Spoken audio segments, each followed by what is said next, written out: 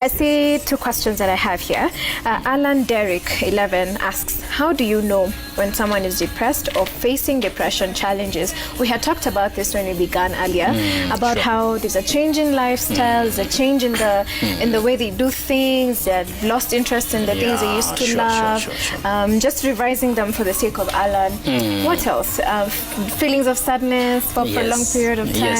Yes. All right. And the change of behavior as well. Change of behavior and just feeling quitting and isolating themselves and feeling the loneliness and all that. So when you find that a friend of yours who used to keep in touch na sasa amenyamaza, don't just brush it off. I think that isolation could mean something. Yes. In fact, it means that this person is getting into something and falling into a trap of depression. And you know, after someone has fallen into depression, then the next thing that begins to happen in their lives is thoughts of suicide begins to crop in. On the extreme. And they begin to feel like they are useless, they are hopeless, and they have no reason for living again. And they are not going to, because you know how it starts by just withdrawing. So even when they want to take away their lives, they are not going to tell anyone. They'll just do it at once. And people will be surprised and they'll be saying like, oh, so-and-so was good, we didn't have issues, maybe she was coming to work or he was coming to work and all that. But then all of a sudden, people realize that so-and-so maybe is no longer there, they have taken their lives and all that. But you know, in all honesty, I think I have been there one time or another where you're trying to reach out to someone and they seem to be closed off. They seem to be distant, they seem to maybe not be interested. And it's easy, very, very easy in that instant to say, umse ataki stories zangu na sita force issues. You know, that's how we easily run into that. Sita force issues by the come say just kuongea na mimi ni sawa. But and you know, I'm asking this because on the end of someone who is dealing, or rather in the space of someone who's facing depression, how do you be there for someone? Because you can easily just brush it off, and before you know it, it's it true. Could be the very extreme and they commit suicide and you say, oh gosh, I should have persisted. Or they fall deeper into things, or they will stay in that depression and then one day they will rise above it. And when they rise above it, you know what? They will not come back to you because you did not stay in their lives when they were low, and now that they're back up, you want to be in their lives. So how do I support someone who is facing depression? Whether I know they're facing depression or not, just someone who's having all this kind of let me call them symptoms.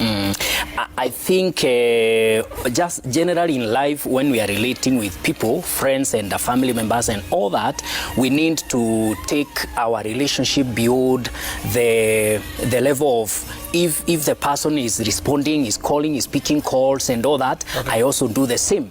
We must take life beyond do it, I do it. If you don't do it, I don't do it. If this person is no longer picking calls, why should I bother? Personally, as a pastor, because I've been in the pastoral work for the last 22 years, I have helped so many people because, you know, sometimes as a pastor, sometimes when people leave, they don't also want to hear from you. Or sometimes they avoid you probably because of particular reasons. But sometimes you call someone, maybe they are not picking calls, you text, they are not responding. Maybe it's someone you're doing something together and they are fallen into a particular problem. So I step out and probably go and look for them. You surprise them maybe where they are working, you surprise them maybe in their home. You just walk there. And you know, when you walk to someone who even didn't want to talk to you, they will be so much impressed. They will release that the face and the feeling, and they will embrace you and they will feel like truly you are a friend. So we need to take it beyond there, because hopelessness is what is affecting our society currently so much. And one time I was speaking to a minister, to a lady who had come to see me because she had come to that point. There is even a time she drove to like a forest, and those thoughts of quitting and like even killing herself and the children and coming. And you know, the life is not working. The husband had already left because of the pandemic. You know, these days, there's a lot of issues happening in people's lives. Men are withdrawing because maybe they feel that they cannot pay bills more. Young people, they are, you know, the economy is becoming tough and tough. There is no much that kind of promise that jobs are coming.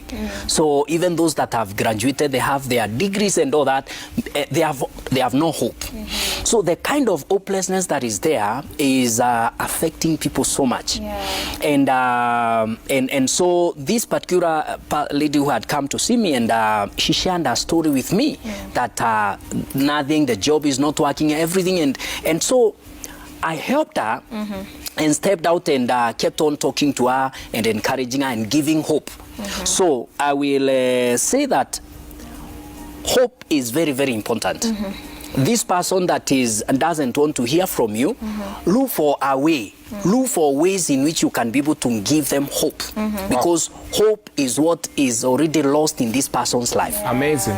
So right now, watu wangu man, hii conversation ni yetu, sawa. So if you want to call us ukitaka kuchangia, number is 0742-961-341. Imeandikwa tu hapo chini. Imeandikwa kwa screen hapo 0742-961-341. Mimi niko na swali moja. Imagine kuna two characters. Mimi mtu kama mimi nikikuwa depressed will know. Mimi nitanyamaza, watu watasema kuna shida. But the guys who are introverts, you know, haujui and then amekuwa depressed. And then the second question ni, are pastors depressed? Kuna time mapasta wako depressed? Sure. Utajuaje? Sure. Wow, good question. It's a very good question. But in this particular time and hapo nyuma kidogo, there has been a lot of pastors quitting. True. And pastors, some pasters have even committed suicide, like in the US. And several pastors, in fact, every Monday, almost globally, about 1,000 pastors resign. Because a pastor, in fact, is one of those people that fall into such traps very fast because they have no one to speak to. You know, I see when we finish service, and when we finish service and we tell people, greet one another before you leave. Everyone will greet every other person.